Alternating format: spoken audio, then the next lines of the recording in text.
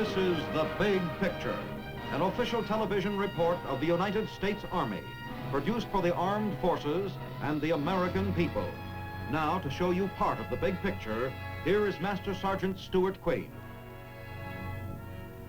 In the fall of 1907, the United States Army purchased from two bicycle mechanics named Wright the first military plane. Guaranteed to remain aloft for 1 hour, it carried 2 persons, had an airspeed of 40 miles an hour, and was light enough to be transported in an Army wagon. 50 years have passed since 1907. The miracle of flight has become a commonplace reality. There seems no limit to aviation progress. This is the Army's tribute to the pilots, the mechanics, the engineers, and the countless others who have given wings to man's dreams. This is the age of flight, the air age. Today, air power is a dominant factor in the American defense program. Far out from all 4 corners of the United States, Navy and Air Force radar planes are spreading an aerial umbrella across the sky. Careful men, guarding against any sudden attack. They are a vital link in a radar team that includes the Dewline early warning stations in northern Canada, Texas tower installations at sea, and Navy picket ships. America has a shield of radar which will search out unknown aircraft long before they reach U.S. borders. But it is upon our airmen and modern aircraft that we must rely in case of enemy attack. Here is our offense and our defense, a magnificent bulwark of aircraft whose speed, strength, and dedication provides us with air power. But it wasn't always like this. For centuries, man gazed up at the flight of the bird in helpless envy. How easy it seemed, if all it took was wings. Alas, wings alone were not enough, as many bird men proved. Despite ingenuity and determination, they flapped and flapped in vain. And although the spirit was willing, it remained for Orville Wright and his brother Wilbur to point the way. On December 17, 1903, in Kitty Hawk, North Carolina, Orville won the flip of a coin and immortality.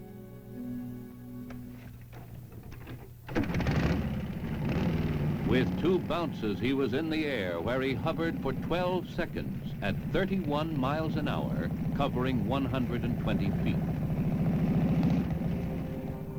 But there were other early flying machines, some that taxied, and some that hopped, some that didn't do much of anything, and some that, hey, watch out there! In 1907, the Army recognized the potential of aviation, and in 1909, it purchased the first military plane.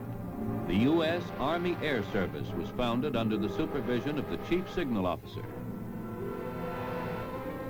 Early Army pilots were assigned the task of testing and improving the piano wire and canvas airships. They flew test after test. Not all of the flights were successful. The first man to die in a plane crash was an Army lieutenant. Now, planes were getting bigger. By 1910, an unknown enthusiast named Glenn Curtis was building and flying amphibians. By 1914, the fledgling Army Air Service had expanded to several dozen planes. At first, planes were used only for aerial reconnaissance. But in time, bombs, and then machine guns were added. Pilots who had once waved at each other as they passed now shot to kill. These were the days of the Lafayette Escadrille and Baron von Richthofen's Flying Circus, of Billy Bishop and Eddie Rickenbacker. Americans learned new words, the Spad, the Fokker, the Jenny. With the end of the war, numerous new experimental planes appeared. And a new kind of scientist emerged, the aeronautical engineer. There was even a new kind of aircraft. It was called a helicopter.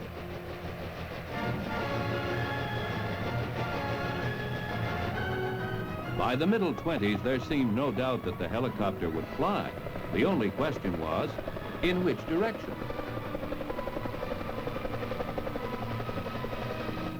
Some early four-bladed copters actually hovered, while others only bounced.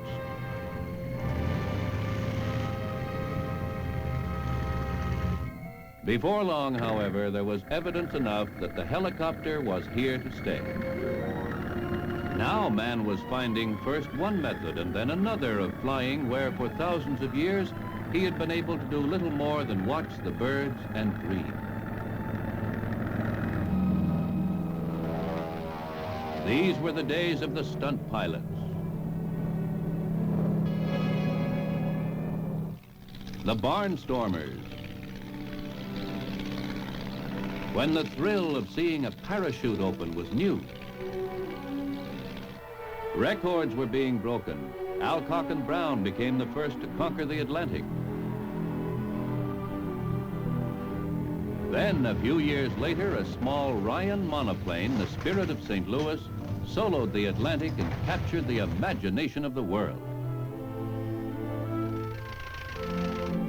Meanwhile, the Army was flying the males. In all weather, around the clock. And Army test pilots were stunting and looping in new, improved biplanes.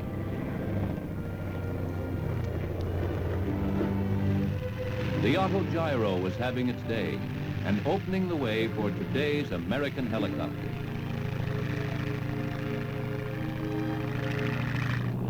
Commercial aviation was developing. Gasoline octane ratings were going up. Passengers were now carried on regularly scheduled flights. This luxurious airliner of the early 30s carried 8. Some people even thought commercial aviation had a future. By the late 30s, however, the biplane had almost completely disappeared. The Army Air Service had given way to the United States Army Air Corps, and although hard-pressed for funds, had developed the nucleus of a modern Air Force. But it was only after Pearl Harbor that America's factories started rolling in earnest. Now we needed planes not by the thousands, but by the tens of thousands. First and foremost was the B-17, the world-famous Flying Fortress. She packed a wallop.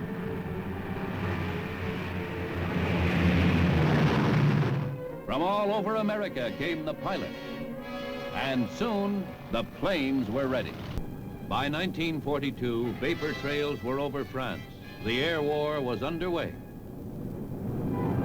These were the men who flew with death, the pilots, the navigators, the gunners. 48,000 pounds of steel, 10 men.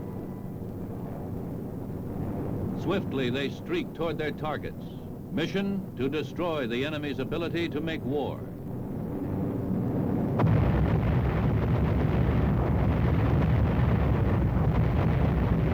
That was their job. And they did it. A plane is a beautiful thing. 10 men's lives are beautiful.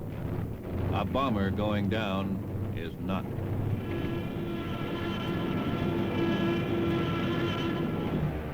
But the odds were good for American pilots.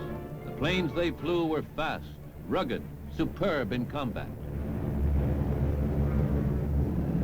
American pilots gave a grand account of themselves in Europe.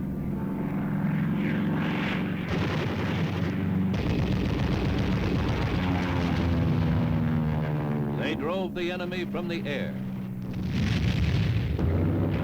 And escapes like this were few. low-altitude strafing. Shattered enemy ground installation.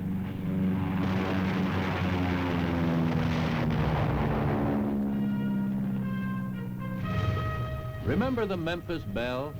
The celebrated lady from Tennessee survived many a perilous assignment, returning home scarred, but happy and proud to be back.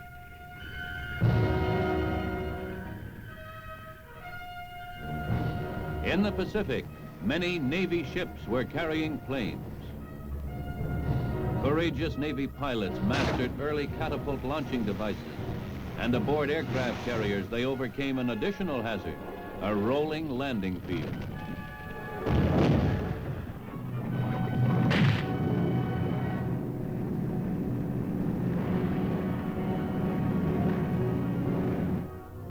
Air power was a major factor in the planning of the Pacific campaign. These tough fighters outfought the best the Japanese had to offer. They spearheaded the island-hopping Allied forces across the Pacific as the war moved closer and closer to the Japanese homeland.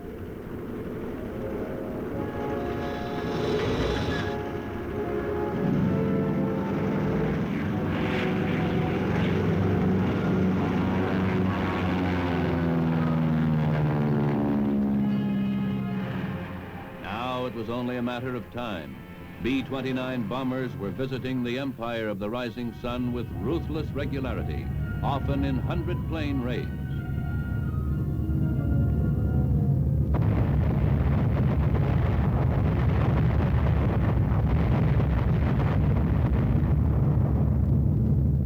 But it took only one B-29, the Enola Gay, to close that chapter in human history.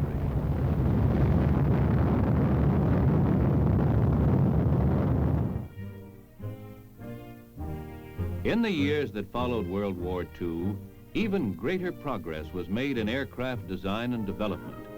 Army Aviation, separated in 1942 from the Army Air Force Corps, was experimenting with helicopters. The rotary wing aircraft, with its hummingbird qualities, offered amazing possibilities. It provided the extra speed and mobility needed by an army no longer content to move only along the ground. Aerial cargo carriers, capable of supplying frontline infantry troops with heavy equipment quickly and when needed. Coming in a variety of sizes and shapes, these are H-21 flying bananas, the helicopter added a new dimension to aviation progress. The Army's foresight and industry had been building air power for 40 years. In 1947, the Army Air Force received its greatest tribute. It became the United States Air Force. Now, from experimental labs and drawing boards, there came yet another aviation miracle. The jet. After many years of study and research, jet-powered aircraft was a reality. More powerful than any plane previously conceived, the jet opened up a new vista in aviation progress. By October 1947, a milestone had been passed. A test ship, the Bell X-1, became the first aircraft to crash the sound barrier. It reached a speed of 780 miles an hour. Already obsolete, this ship is now on exhibit in the Smithsonian Institute. From such research came a host of modern Air Force jets. This is the F-84 Thunderjet, which went into mass production in 1948.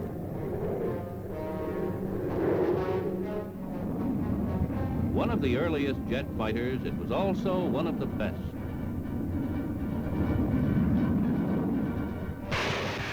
Fast, maneuverable, heavily armed and deadly, these F-84s packed a real punch. Jet bombers came right along with the fighters. First accepted was the B-45 Tornado, powered by 4 engines with a top speed of over 500 miles an hour. Next came the sensational B-47 Stratojet, driven at over 600 miles an hour with a range of 3,000 miles. America was building an arsenal of jet bombers.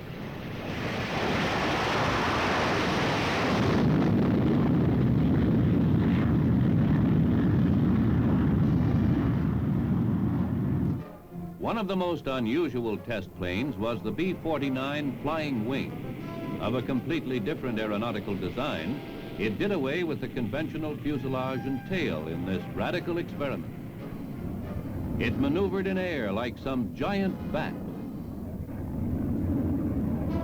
Side by side with Air Force developments went experimentation by civilian birdmen, eager to try out the new jet power.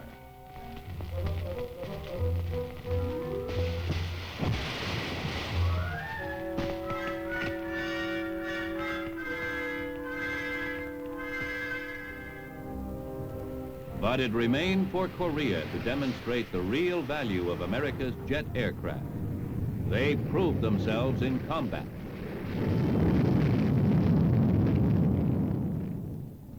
Squadrons of recon bombers were able to fly almost unmolested over enemy territory.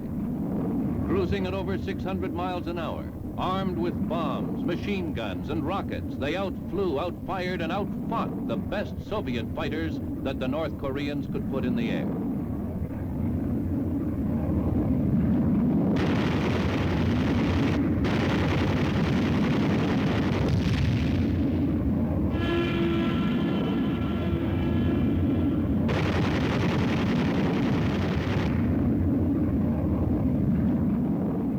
Carrying up to 32 5-inch rockets,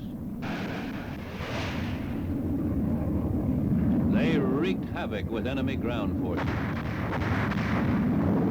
Operating in close coordination with the infantry, time and time again, they destroyed enemy build-up centers.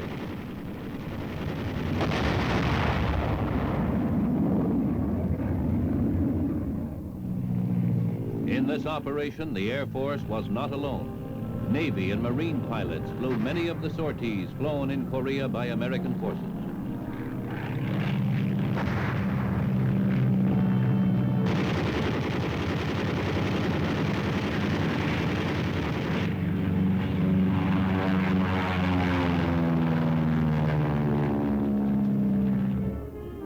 Close support for infantry troops was a specialty of Marine airmen. Working together, U.S. airmen of all the services gained control of the skies. For low-level aerial reconnaissance, however, Army aviation was used. In World War II, light planes like this were first assigned to infantry units. The effectiveness of the early scout planes resulted in the formation of Army aviation. In Korea, they were invaluable, for these planes were best equipped to cruise slowly through the winding mountain terrain. Light, rugged, and versatile, they could go almost anywhere.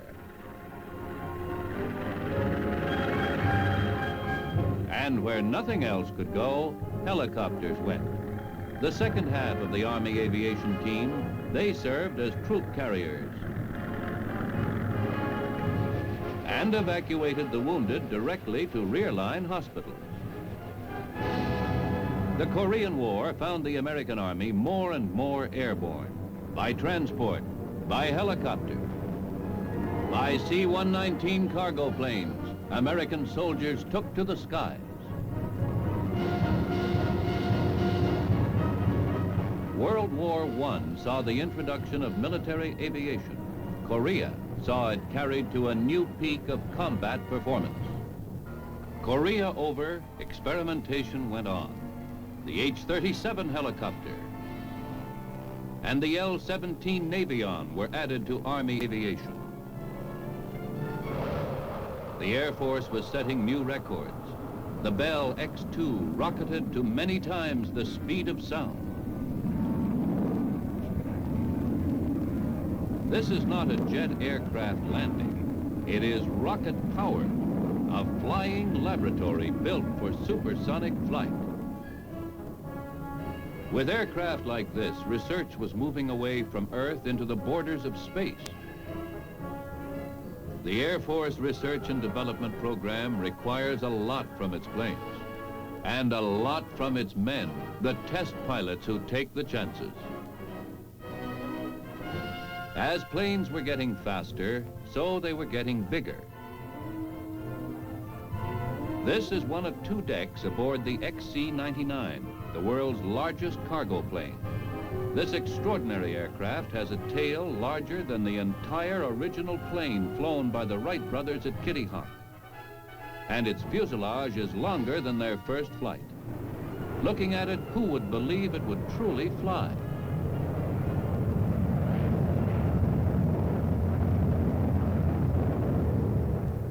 But it does.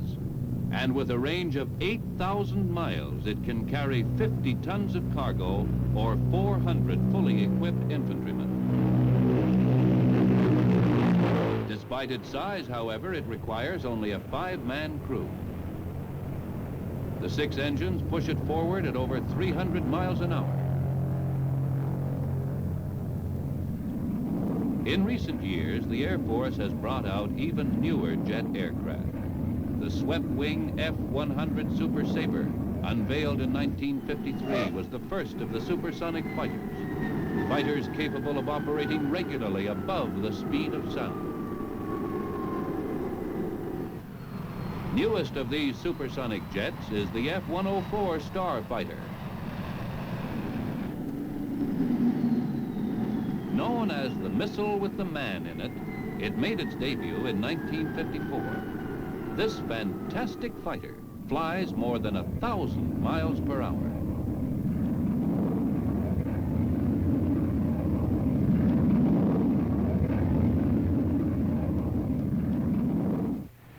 A true mammoth of the sky, largest and fastest jet bomber in the world, is the B-52 Stratofortress. Pride of the Air Force, this giant bomber with its 6,000-mile range can reach any target in the world. Today, American air power, with its arsenal of atomic weapons, is one of the chief deterrents to war. On this 50th anniversary of military aviation, the B-52 is a shining symbol of American aviation progress. And still the experimentation goes on. This is the Army's converter plane, now being tested. Its propellers are designed to lift it as a helicopter and then fly it as a conventional plane. This is one of several converter planes presently undergoing study. At the same time, a variety of small one-man helicopters are being developed. One day, this device may be standard equipment for all infantrymen.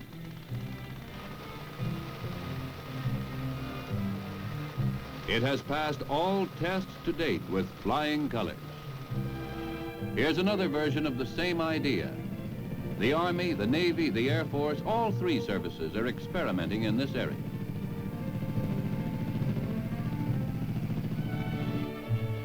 One of the most unusual recent developments is the aerocycle. Similar in concept, the flying platform is another recent innovation. The operator is standing directly above two revolving ducted fans. He is literally standing on a column of air, an astonishing new principle of flight. One unique flying machine is the Navy's Aerodyne. It sucks in air, speeds it up, and then blasts it out the bottom. Another way of riding on a column of air. Exactly where the future will take us, no one knows. But Army scientists predict an aerial jeep using the principle of ducted fans and an aerial assault vehicle. Within the next few years, these drawings will become realities. But in the years since World War II, perhaps the single most important research program has been in the field of rockets and missiles. Here may very well lie the future of air defense. For once perfected, rockets and missiles may offer a far better defense against enemy aircraft than exists today. And long-range intercontinental ballistic missiles may replace today's long-range aircraft. At the present time, the greatest armament race in history is being conducted for space superiority. While the time has not yet arrived to phase out all fighting aircraft and replace them with rockets and missiles, already the three services have adopted numerous small weapons of this sort. The Army has an integrated team of rockets and guided missiles. There is the Dart.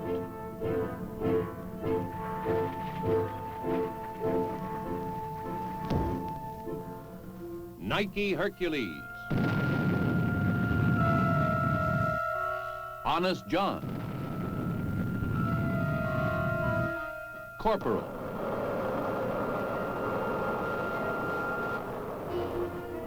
And the giant Redstone.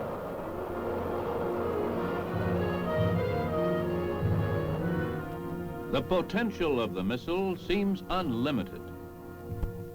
Already we have submarines and cruisers equipped for missile launching.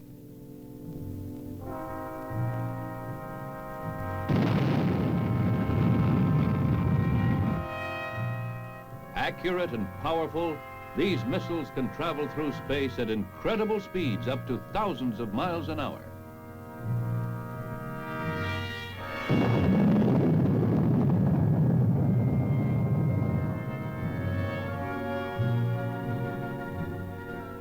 One day, missiles in many sizes and shapes may replace conventional air defenses.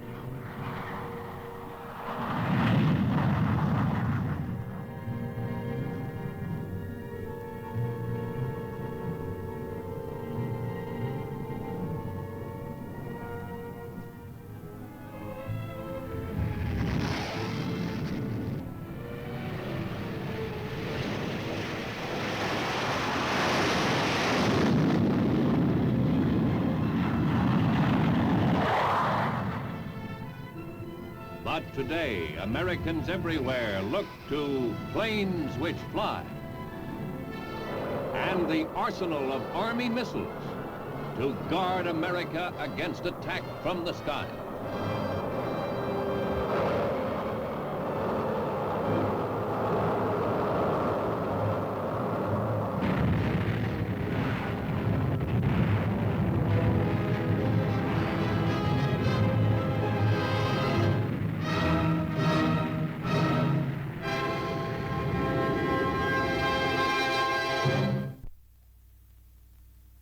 In a short half-century, America has built its air power second to none in the Naval Air Arm, the Marine Corps, the Air Force, and the Army.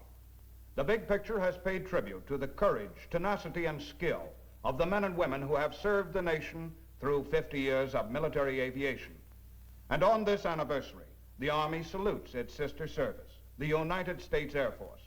Now, this is your host, Sergeant Stuart Queen.